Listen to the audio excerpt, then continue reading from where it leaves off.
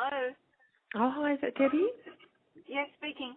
Debbie, it's Josie from the Centre for Community-Driven Research. How are you? Not too bad. How are you? Well, thank you. You're expecting my call? Yes, I sure was. It's okay. Fantastic. I'll be taking you with me as I just pop in to grab some lunch, but that's okay. No problem. I thought I'd be able to sneak home before you rang, but that's okay. I can still walk and talk. Oh, thank you, Debbie. Thanks for your time. I'll just let you know that we'll start the interview. And I'll try and get it done so I don't take up too much time of your lunch break. But we sort of go step by step through your experience with breast cancer. There's the first part of the interview, some questions about diagnosis, and then there's some questions about treatment. And then the last part of the interview will give you a chance to talk about what you think should happen in the future to improve treatment, support and services. So that all sound okay? Yeah, sure, that's fine. Any questions before we start? No, that's Great. fine. Okay. So the first question is if you can describe for me when you first started to notice symptoms of breast cancer.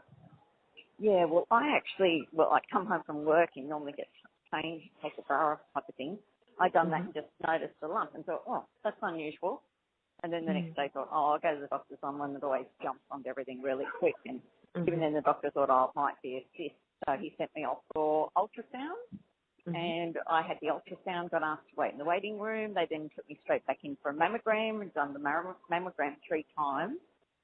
And I then had to wait until the Monday to pick up the results, which actually stated that there was a greater than 98% of it being carcinoma.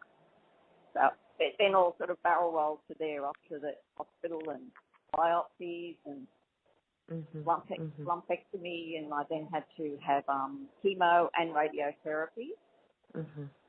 I had other complications. I ended up with an ear infection, which dropped my white cell count to 0. So I ended up in hospital for another 10 days. Actually, 2 days after the surgery, I had an internal bleed. Oh, goodness. Yeah. So I ended up back in hospital and emergency surgery and opened back up again and all fixed back up and ended up with a lung clot from that. So I was bleeding out and they were trying to give me blood thinners at the same time, which was really good fun. So then they done surgery, done that. Then I had the ear infection a couple of weeks later after that. I've done all the rounds and all that kind of stuff. But I finally got there and got through it all. I had never been in hospital in my life and spent those 3 months in there.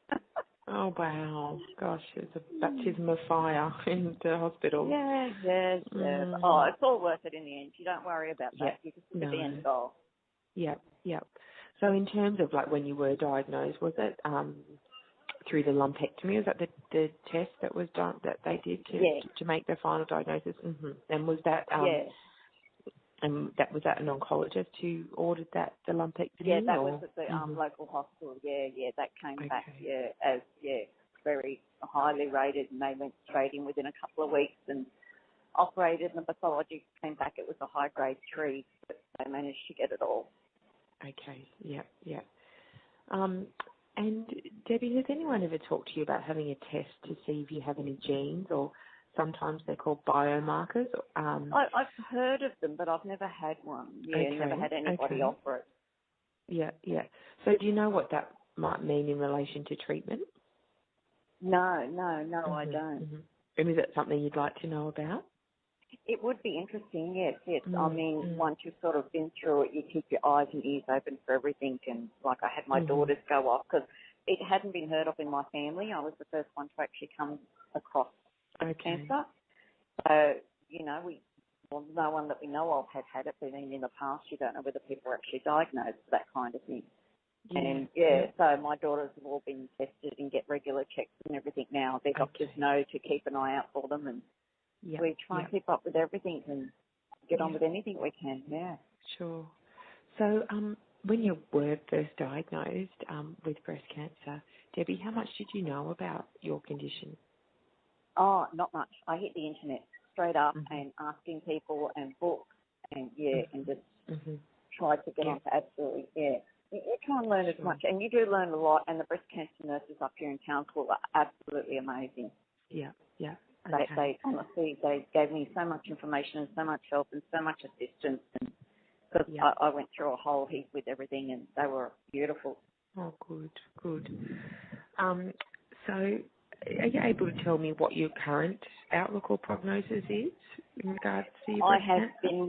I've been cleared. That was in late 2013. That was removed. I had Okay. chemo in 2014. At Mm-hmm. the beginning of 2015, I was classed as clear and have been clear ever since. We've Oh, had a couple of fantastic. little things where they've sort of seen a little and that, but they're actually not anything to do with anything. They just sort of check and make sure everything's going fine. But everything's so Oh, far so good. good. Excellent. All right. So we'll talk a bit later about the different treatments that you've had. But to start with, I just want to ask you about the discussions that you had with your doctor about treatment options. So when you were first diagnosed, what treatment options what conversations did you have about treatment then at that point? Yeah, well, it was so aggressive at the time. They sort of did recommend the actual lumpectomy. Mhm. As I said, they could have, I think they mentioned just chemo and stuff like that, but they said I'd be better off getting that done because it was quite aggressive at the time and quite large. I think it was about 3 centimetres or something. Okay. So, Okay. yeah, and they did recommend that, and straight away I thought, well, if that's going to be the main thing that's actually going to get rid of it, that is what I'm going with. Sure. But they were Sure. quite good and supportive through anything. Yeah. And Debbie, has anyone ever spoken to you about clinical trials? No. I have read lots. They do have a lot of the clinical trials on that. Mhm. Is that Yeah. something you would have liked to discuss?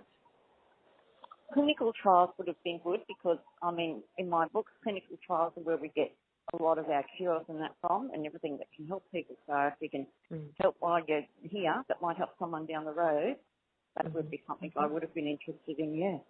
Yeah. Yeah. Debbie, when you make decisions about any type of treatment, who's involved in those decisions? For example, do you talk with your family or just with your doctor?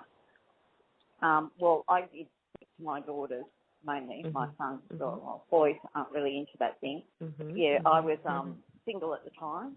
Oh, I still Mhm. am. But yeah, Mhm. so there was no partner or anything involved, and it was definitely, especially my eldest daughter, because she was in her 30s at that stage. Mhm. So yeah, with a family of Yeah. her own, and she was one that I Yeah. sort of spoke to a lot about it. Sure. And what are some of the things that you take into consideration when you are making decisions about treatment? Well, I sort of I mainly looked at the end result.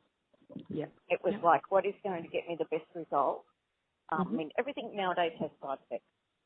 So I sort of thought, well, yes, look at the side effects and see if you don't think they're going to interfere too much, but then look at what the end result's going to give you. So I Yeah. think the end result was sort of more important to me out of Sure. Sure. everything, yeah. Yeah. And do you think the way that you make decisions has changed over time since you were first diagnosed, or do you approach the way you make decisions in the same way? Very much the same way, Yeah. very much. Sorry, this Okay. may switch you back to my car in a minute because I've just That's jumped back okay. in. So you Yeah, no haven't lost worries. me if it does that. No, okay, yeah. But it was, Yeah. got you in my Yeah, car now. cool. Oh, great, excellent. Oh, very well done, Debbie. Very smooth. So you've mentioned your treatments, but I'll just get you to go through them again. The treatments that you've had for breast cancer. So you have the lumpectomy Yeah. and And then, some chemo. yeah, chemotherapy. I had 6 lots of chemotherapy, and then I Mhm. had a month's worth of radiotherapy. Okay. And any other treatments that you've had?